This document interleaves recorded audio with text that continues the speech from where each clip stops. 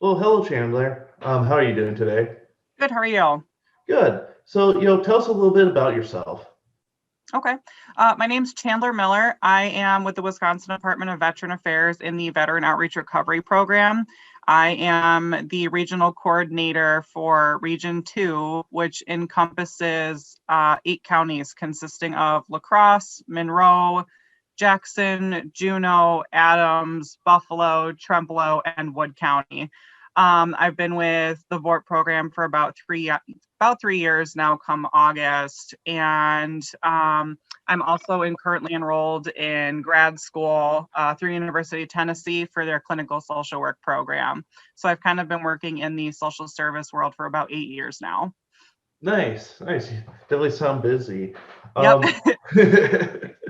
What are some situations that would lead a veteran to use your services?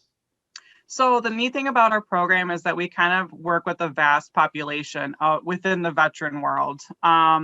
We are with referrals to our program. I've worked with individuals that are currently homeless and needing to work on securing housing or some sort of stable income. I've worked with veterans or those that have served that are facing eviction. They're needing to find financial assistance to be able to remain in their homes. We work with those dealing with substance use and mental health, whether it's, there's somebody that's seeking residential treatment services through the federal VA, or someone that needs to try to look more community-based treatment programs. So it's a lot of the times our program just really focuses on offering case management to individuals that are struggling or considered at risk for basically those barriers that they're facing in their individual lives. So if we're able to work with them to help get them out of that at-risk status, we want to be able to help make it so that they can be stable and self-sufficient on their own. Okay, well, thanks. That's a lot of great information. After talking to some other CVSOs throughout the state, but just wondering, do you have a lot of female veterans that do take advantage of your program? I think within my program, I'm fortunate for my region for it to encompass the Toma VA. So a lot of the times the referrals I get are working and partner kind of hand in hand with the Toma VA for females. I think that with the way our program has progressed these last few years, I'm starting to see more females coming about to ask for assistance. In my region, I have worked with several females in the last 3 years that have served. So I think that it's very much so. Yes, there are definitely more male veterans, but I think that it's been good to see more females reaching out for help as well. So yes, I have had females I've worked with in my area. Perfect. That's really good to hear. Like I said, after talking to some other CVSOs, it almost seems, female veterans almost fall through the cracks sometimes, or Mhm. that's a demographic they're really trying to target to bring in because it seems like a lot of female veterans don't know their benefits. Um, are there any local veteran community organizations that you partner with? Within my region, like I mentioned, I spend a lot of time working with the Toma VA. So whether it's working with the residential treatment programs or their HUD-VASH programs or the suicide prevention coordinators, there's the Veteran Assistance Foundation out of Toma, the Vet Center in the La Crosse area, partnering with all my county veteran service service offices. Um, we have a couple of statewide programs that we work with. Otherwise, a lot of the times there are not as many veteran service organizations in my region. A lot of it is just community-based programming or nonprofits in the area that I work with. Okay. Are there any veteran events that are coming up in your area? So veteran events specific, there are not, but there is a event coming up that is considered point in time, which will happen on the evening of July 28th going into the 29th. What point in time it is, it's an opportunity for those that are that are HUD funded or working with HUD funded programs to kind of go out into the middle of the night to count unsheltered homeless individuals in their communities. It's a nationwide event, and it's something that VORP takes great care in participating in this because we do recognize that there are unsheltered veterans. I know within my region, there are several at the moment.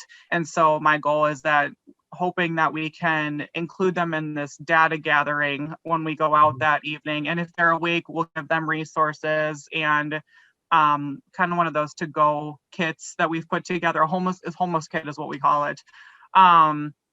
To be able to talk to them about services and get them connected if they're not already aware of them at this point. Okay, perfect. It sounds like a good event.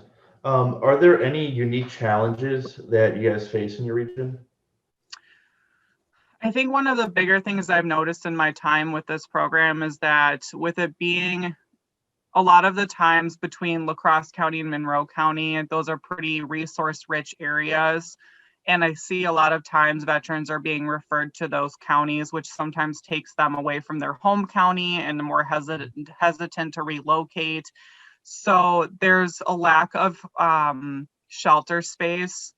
And with the working with the nonprofits in the area and the partner agencies, it would be great to find ways to bring some of those services back to the more rural communities so that, we can try to help keep veterans in their home counties if that's something that they're wanting. So trying to find ways to keep veterans in their home counties, bringing services to them, and then also a lack of just transportation in the more rural counties as is if it's non-medical related.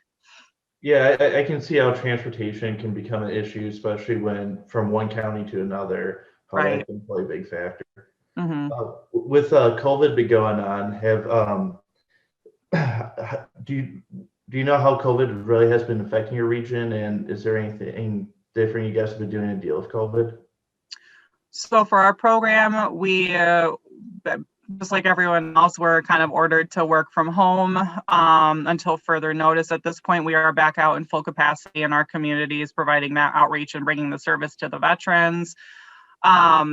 I think the awesome thing is that our case management has really increased in the last year. There's been a lot more community care and I think a lot more wraparound support.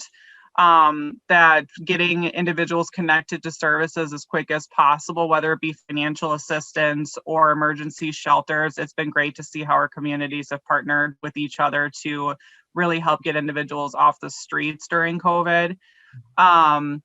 I think that, with this, there was a lot of awesome opportunities for some temporary financial assistance programs to kick in to be able to help keep people in their homes, especially with those eviction moratoriums in place and making sure people are able to keep up on their bills and whatnot. So I think our community did a pretty good job with being able to provide that support and at least getting individuals connected to the right agencies when needed.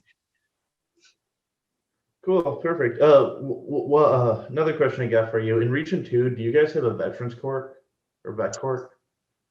We do have Vets Court. It's kind of based on the county. So Veterans Treatment Court will depend on which county you're looking at. So off the top of my head, I'm not 100% sure which counties do have it active. I know that Monroe and La Crosse are working on getting it going, and I believe Wood County as well. Okay, good. This is good to hear. Last question I got for you. What's the best way for a veteran to get in contact with you in your office? So my office is my vehicle. So I spend a lot of time going to the veterans. So the best way to contact me is either by phone, whether it's a phone call or a text message, or by email. And I'd be more than happy to provide those now or in follow-up email to you. Yeah, if you want to provide them, and then what we'll do is on the bottom of the screen, we'll have it pop up too. Okay. So my work email is chandler.miller@dva.wisconsin.gov. And my work cell number is 608-881-9116. And it does receive text messages as well. So I usually tell people to allow for about 24 to 48 hours for a response unless it's an absolute crisis. So then I can make sure I can give them the undivided attention that they need for their situation. Perfect. Well, thank you so much for taking this time and interviewing with us and getting some good information. And we appreciate everything that you do. Thank you. I appreciate it. Thank you.